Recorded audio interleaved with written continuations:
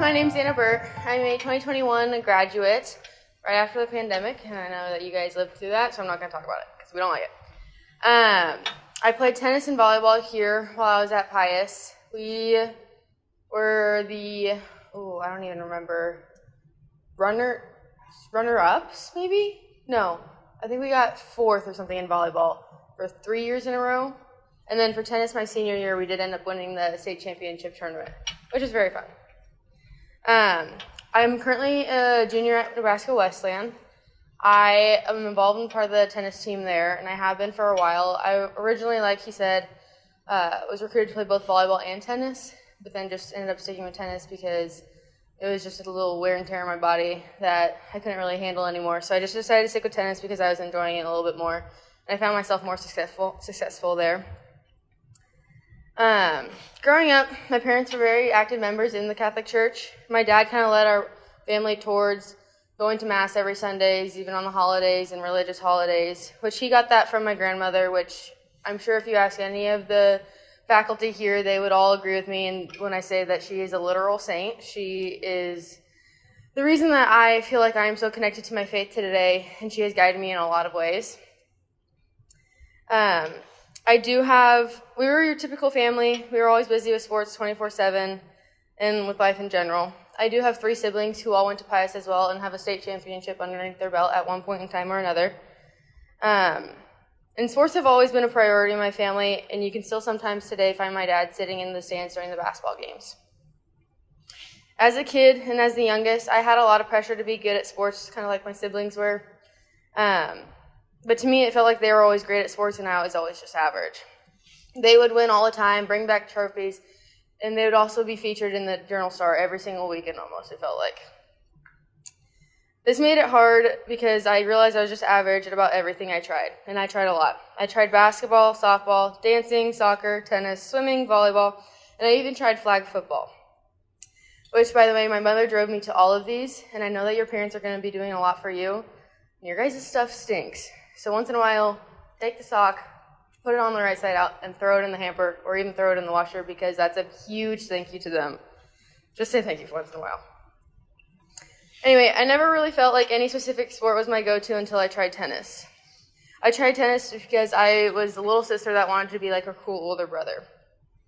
I really had no interest in it at all until I actually started picking it up for a while. And after sticking with it for a few years, I actually fell in love with it and started having confidence in myself. I stopped blaming myself for failure and actually had confidence that I would be okay if I lost and to take it as a learning opportunity. And when I did that, I actually started winning more, all because I finally had the confidence not to fail. And that's kind of where I want to focus today, but more on the faith side. I have confidence today telling you right now that I am not perfect. I am not a perfect human being. I'll also tell you that you're not a perfect human being. Nobody in this room is a perfect human being. God does not call us to be perfect human beings because we are not. I've lied. I've cheated on a test. I've missed more masses than I would like to. And I've done some questionable things in my life. Do I regret most of them? Yes, I do. But I say that I'm not perfect because that's what makes us human. Being human is about being able to fail and learn from it. It's what makes us strive to be better. We all know our own flaws, whether that be on the court or field or in other aspects of our lives.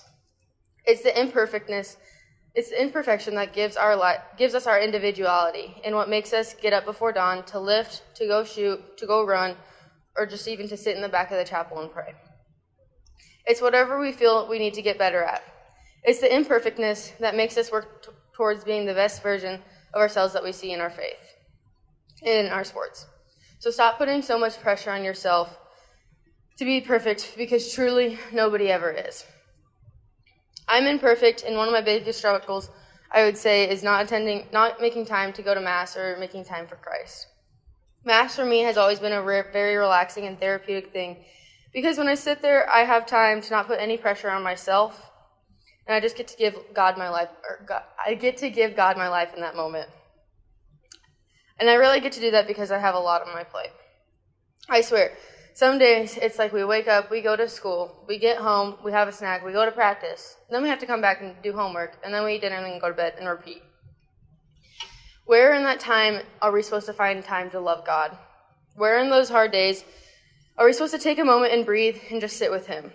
Why does it seem the hardest when he puts so much on our plates? All the craziness that God gives us is unbearable some days to look. But look, someone in here today is having a worse day than you are. We may not be able to carry each other's burdens, but it only takes a second to ask God and hope that their plate isn't as full today. I suggest to you to find somebody each day to pray for and say a silent prayer in your head. And it can be as simple as, Lord, help them out today. Or, Lord, I hope they're doing okay. Or even, Lord, my friend has been really struggling, and I don't know how to help them. Can you give me some guidance, please? Asking Christ for guidance is the first thing that can lead you to lead a more faithful life. Just doing those little things in your mind can help them just by having that prayer said for them. And it'll also help you lead a more faithful life. Doing those little things in my daily life has really helped me not get angry with God and just be able to accept things that he throws at me.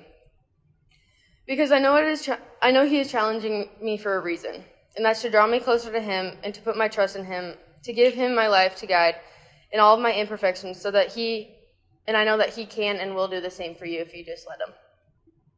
How many of you guys are seniors? So majority of you guys.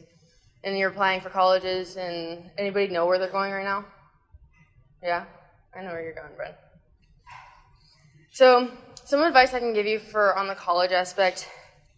Being in college will teach you a lot about your personal faith. At Wesleyan and most private colleges, it is a faith-based school. Just being at Wesleyan, it's not like your typical D1 school, I would feel like. D1s are they have a mix of everybody. My school typically is, I believe it's Methodist, and majority of them are not Catholic. So it was very hard finding a group in there that is Catholic. So we ended up making a NWU Catholic club, so that has helped a lot. But you'll have to take religious-based classes, and at most colleges there will be different beliefs, and that's what really scared me. Going to college and learning about other people's faiths and beliefs has made mine a lot stronger. Just being open to hear them and hear them speak, and it really is honestly, truly, it makes me humbled because to see somebody talk about their faith encourages me to talk about mine more. Yes, students might not believe the same thing as you, and they will challenge you. Even the closest friends that you make at the very beginning of the year that will be considered your closest friends, they may be the ones that challenge you the most. But from my experience, the best advice I can give is to be okay with being challenged. Be okay answering the questions, and if you don't know the answer, that's fine, because why should it matter to them? It should only matter to you. Your faith is your faith, just like your life is your life. No one can make the decisions that you do. And that's why you need to have faith and confidence in yourself. I really want to stress the importance of having your own personal faith. Personal faith to me has been accepting that God gives me a new challenge every day, and to take that challenge and make it a part of me. I actually learned about my personal faith here at Pius. It was my senior year, and I was sitting in, what do you call it now? What's the senior year theology class called? I don't even know. I was with Father Sassy, though, and he was a great teacher. He was my favorite. But he said these specific words that I still use as my personal mantra today, and they have helped me understand every single moment of my life. They have helped me be okay with being challenged in my faith, and they have helped me when I have had doubts in Jesus, especially when something bad happens in my life. It also has helped me get through a recent sports injury. I just want you to take a moment and listen to these words. Lord, I give you my life as a story. I'll say that again. Lord, I give you my life as a story. The small phrase has changed my life, and after he said those words in class, I looked at life from a whole new perspective. Lord, today you challenged me with some fear and some guilt, but that's okay. Lord, you gave me anxiety about the big game today, and I don't know what to do, but it's okay, because it's a part of my story. Lord, why do bad things happen to me? Again, the Lord gives us challenges every single day, and we wonder why. It's to draw us closer to him. It's to ask us for help and to show us that we are not perfect. And that's okay. Being imperfect is a part of our story. a story that leads us to Christ. I challenge you to make your story the best it can be. Help out someone who needs it today, and tomorrow's not going to seem as hard. Help your teammates and your friends because you don't know what challenge God has given them today. Don't be afraid to ask if someone's doing okay, and sometimes a person just needs to know that they aren't alone and that it's okay to not be okay. God gave us these challenges so that one day we can forget about our fears and worries, and so that we can sit perfectly with Him.